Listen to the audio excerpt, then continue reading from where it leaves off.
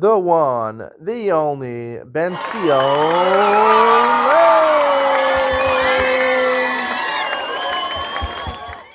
evening and welcome to Yeshiva YouTube. Just off as we continue Maseches Gittin, Daf Nun Gimel, number 53.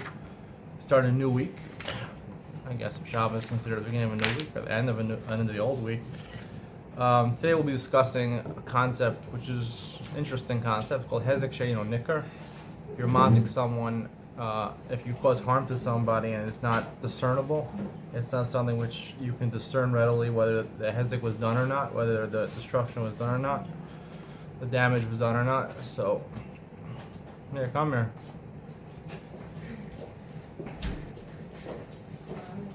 Here, I have one of my biggest fans over here. What's your name? Reuven Frank. Reuven Frank. He's a cousin of my wife's, but mine also through marriage. My first time on YouTube, it's discussed. Do I give the best share in the world? Not even the best, better than the best. Better than the best? You haven't even heard my share.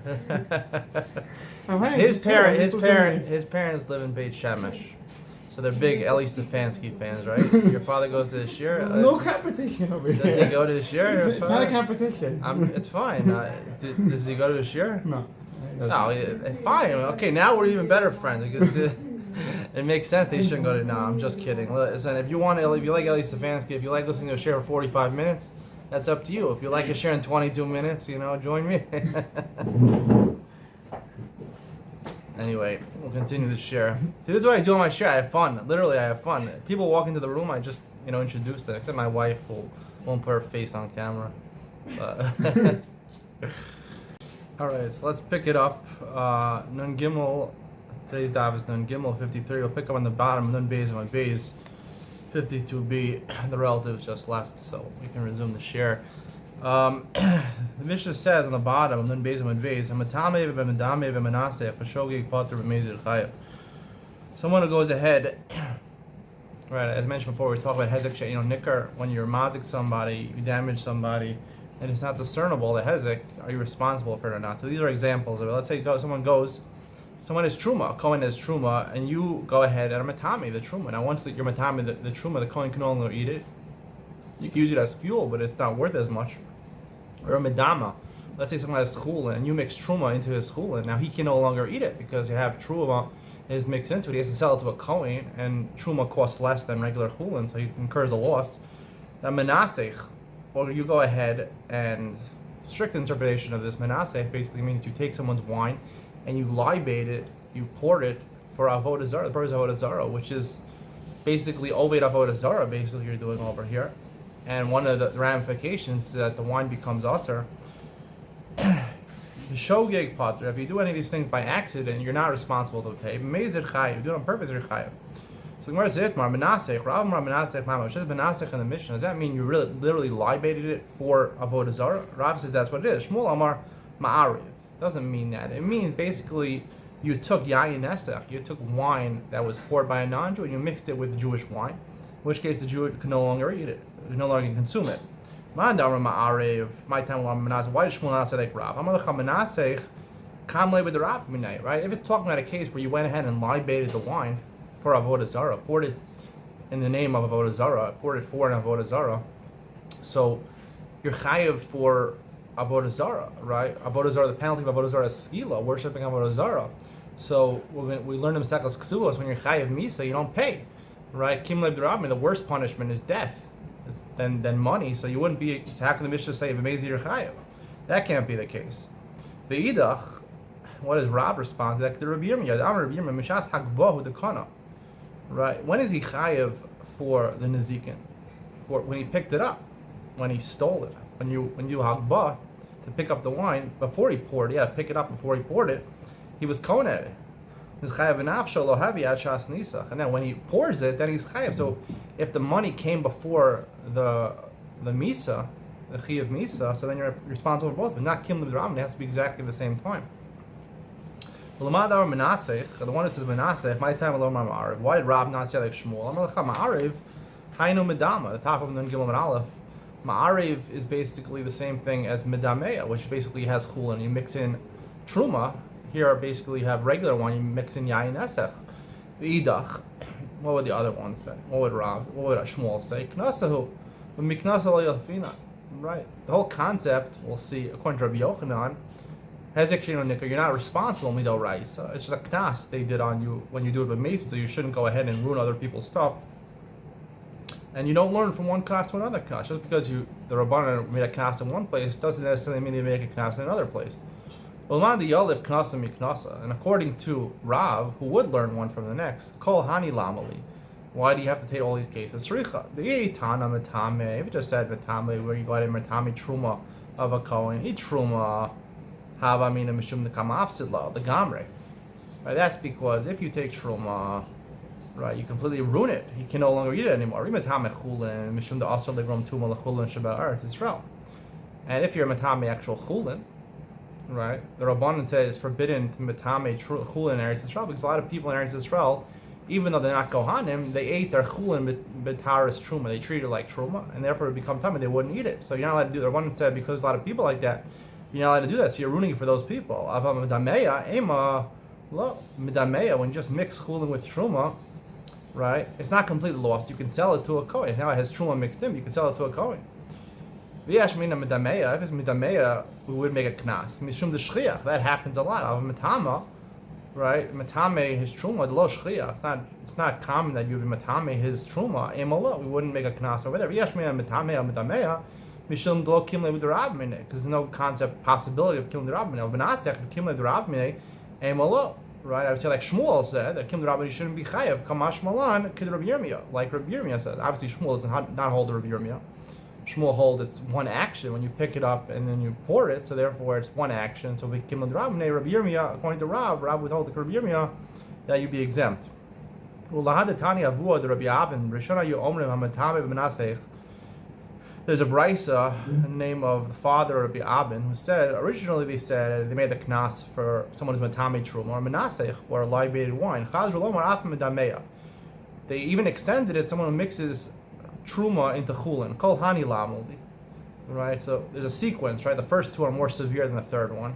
So how do we explain all of them? Sricha yeshbinu mitameya mishum de lo kim le'drav minei, right? Because there's no concept of kim le'drav minei. Av menasech kim le'drav minei emolo, right? Maybe we should say, like Shmuel said, that kim le'drav minei should exempt you. Yeshbinu menasech mishum de kamafsid le'legamrei.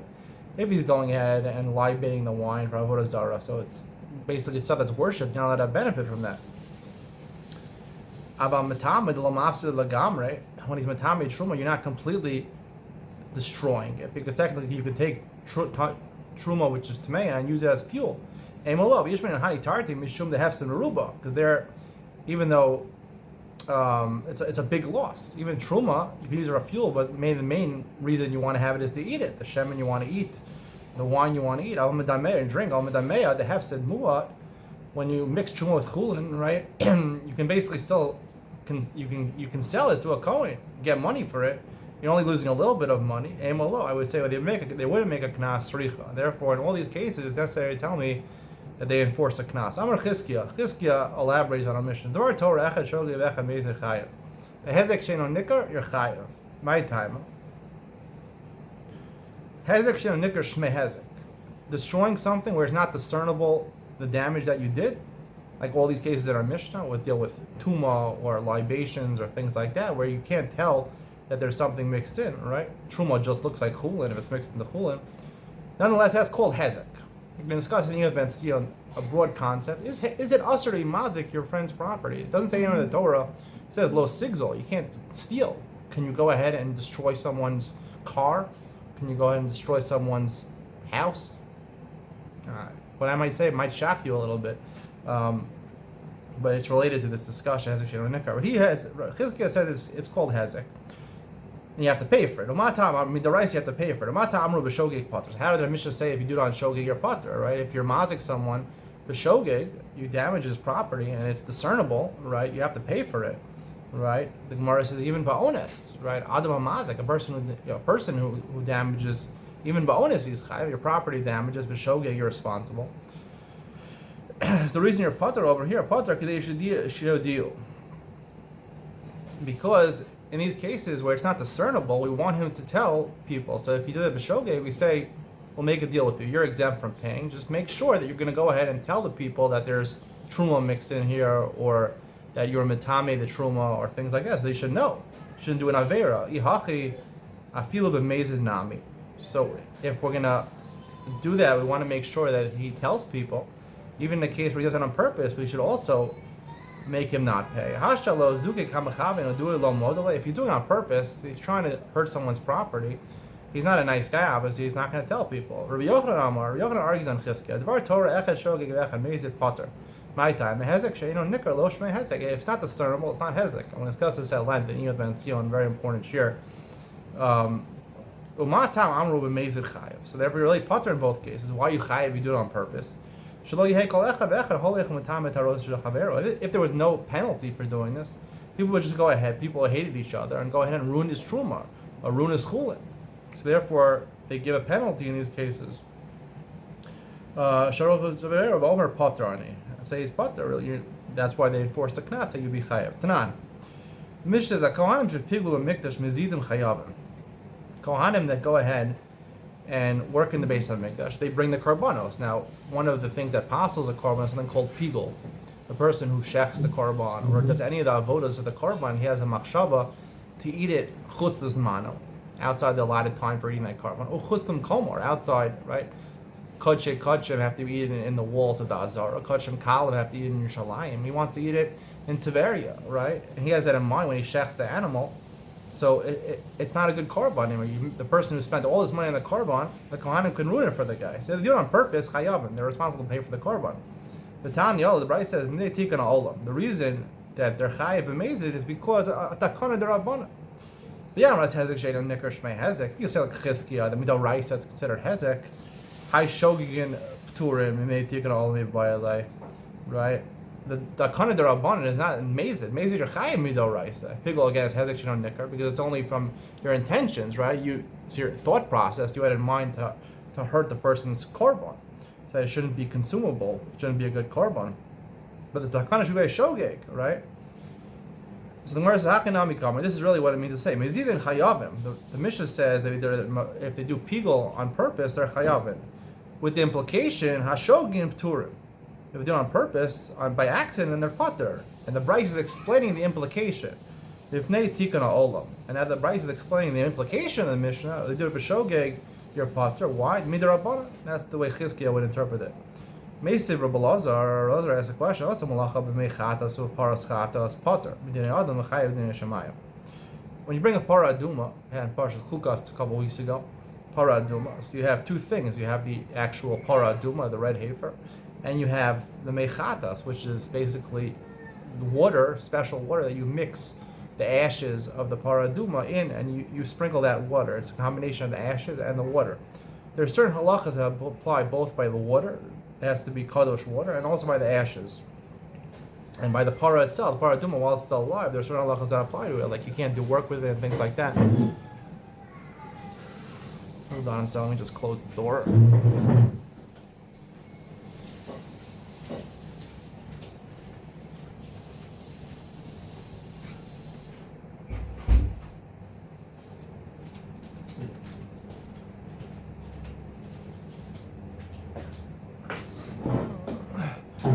So there's certain things which could invalidate a paraduma. So the Brisa says, "You do malacha with them." One of the things that apostle it, if you work the cow, or you do malacha with the water. So you ruined it now. You did malacha with it. You have to pay him back. Paraduma could be really expensive. I heard they even have paradumas now. Texas over there, I don't know. They transport a call them to Eretz Yisrael already. They have in Lakewood and in Texas. I think they found the call paradumas. If you ruin someone's paraduma by working it, right, you lost the person a lot of money. So the Brisa says you're pater min dinei adam, meaning a court can't enforce you to pay. However, in dinei shemayim, realize that heaven holds you responsible, and if you care about the heavenly retribution, you should pay back. V'yamris hezek sheno nikar shmei hezek. This is an example, hezek sheino nikar, right? You ruined the paraduma by working with it, right? You damaged it spiritually. You didn't damage it physically, right? But adam nami l'chayev. You should be chayev also in a court. In courts in this world, they should be able to enforce it, like Chizkiah. Who most of them are he asked the question and he answered the question. The case where you did the work with the para wasn't an outright. Basically, you took the calf or the red heifer and you brought it in to your field. You wanted to do two things with it. First of all, you wanted it to nurse. It was a young calf. You wanted to nurse from its mother. But also that it should thresh, to do malacha also. Since you had in mind to do both things, so therefore you could say, the person will accuse you and say you did malacha with it. No, I brought it to nurse. Also, when it's here, it's also going to thresh. But my main intention was only that it should nurse from its mother, which is not a malacha. And therefore, it's only considered grama. It's considered, it's not even an action, right? If you brought it in, it's an action. It's hezek, you have to do a physical action. But if it's just your intent, right, that's grama, right? Destroying someone's intellectual property, right? Stealing songs, pirating songs is something called grama. Grama means this putter, right? If you cause damage, not physically, but through intellectual property, that's something which is called grama. Your pater min adam chayiv din shemayim. The heaven holds you responsible. But when the people write on their CDs that you can't copy it, that's not true. I mean, you could copy it. The question is, do you care about dinei shemayim or not? Mechatas, the case of the water of the chatas, shakal ben mishkolos. Basically, you had a scale. You want to balance something. You took some meat. You want to weigh some meat. How many kilos of meat or how many pounds of meat? And you put water on it. In order to know how much the water weighed, you wanted it to weigh it. So in that case, right? It's not even hezek she'eino nikar. It's basically you're weighing. Why is this not a problem? Seems to be a problem.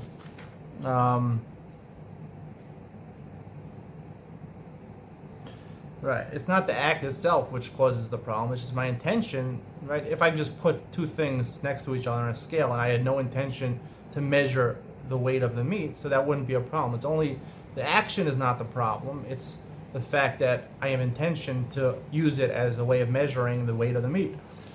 So the Gemara contends, Rava says, Mechatas shakal bahen mishkol is kshera.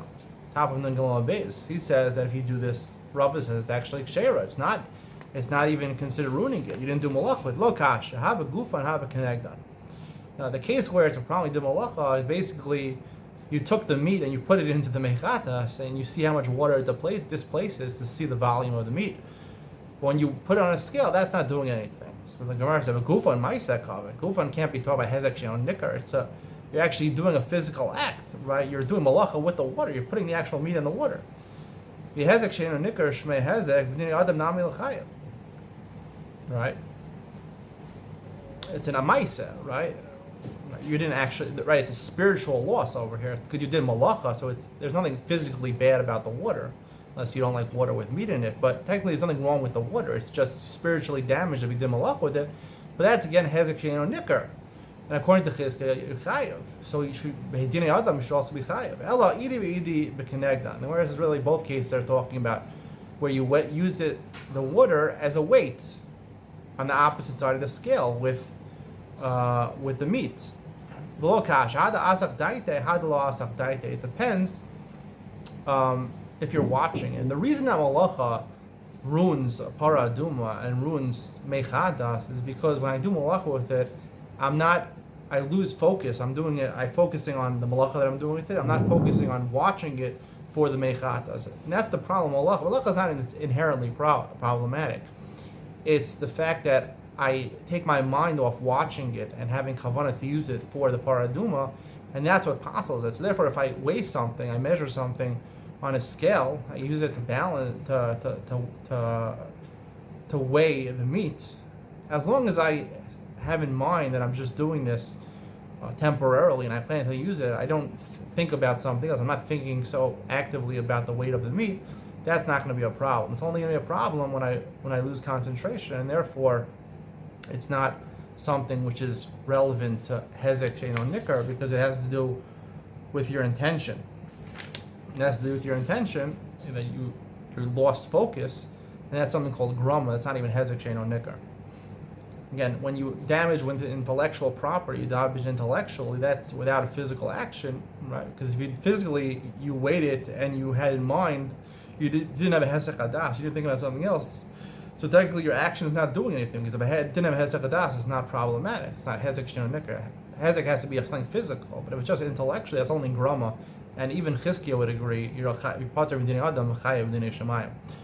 Where it says, Meser Rav Papa, Rav asked the following question: Gozal matbeya v'nifsal, truma v'nitmeis, chametz v'avral v'pesach, omer lo harei shal chalfanacha. The Brisa says that if I stole a coin, and then the government said you can't use it, for some reason the government said dollar bills are not worth anything anymore, or truma v'nitmeis, I stole truma and it became tamei, or chametz, and then Pesach came. You can give the chametz back to the person. You give him the truma back, even though it's not worth anything. You know, hezek sheno nikar shmei hezek. If you'll tell me that I'm responsible for hezek sheno nikar, hi gazlan, he's a thief. He has to pay for it, right? Although the fact is that it got damaged because Pesach came, or it got damaged because someone was matami the truma, or the government stopped using that currency. But I did a physical action. I stole it, so I'm responsible to pay. So Gemara says Tiyufta. The Gemara says this is indeed a refutation of Chizkiah.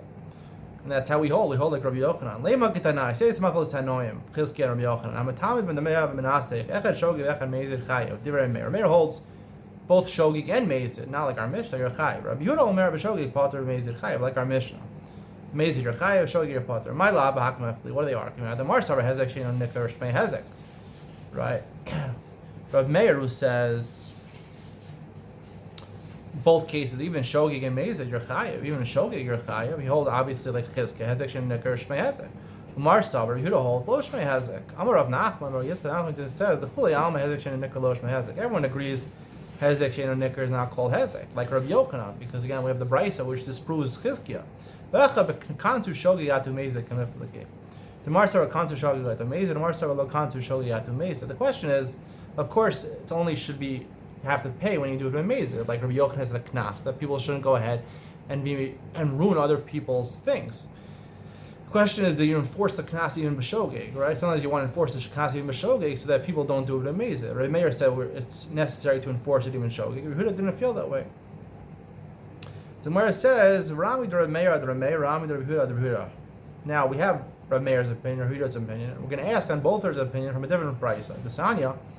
The Brisa is a mavasha b'Shabbos, b'shogeg yachal, meizid lo yachal. The Rabbi Meir says, if you cook on Shabbos, right, it's thing called ma'aseh Shabbos. You do malacha on Shabbos, are you allowed to benefit from that on Shabbos?